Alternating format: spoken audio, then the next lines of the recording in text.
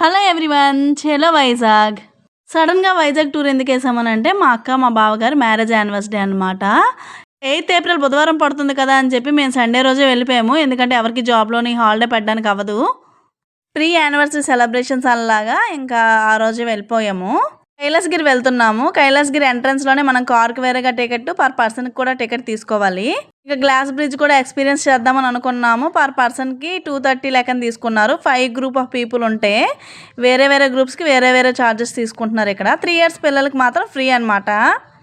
అన్నట్టు చెప్పడం మర్చిపోయాను. హ్యాపీ యానివర్సరీ అక్క అండ్ బావగారు. మీరు చాలా హ్యాపీగా ఉండాలి. ఇలాంటి టూర్లు మమ్మల్ని తీసుకొని వెళ్తూ ఉండాలి. టికెట్ తీసిన తర్వాత కొంచెం వెయిటింగ్ పీరియడ్ ఇచ్చారు. తర్వాత సాక్స్ ఇచ్చి మీదకి పంపించారు. మీలో ఎవరైనా గ్లాస్ బ్రిడ్జ్ ఎక్స్పీరియన్స్ చేశారా? చేస్తే కామెంట్ చేయండి.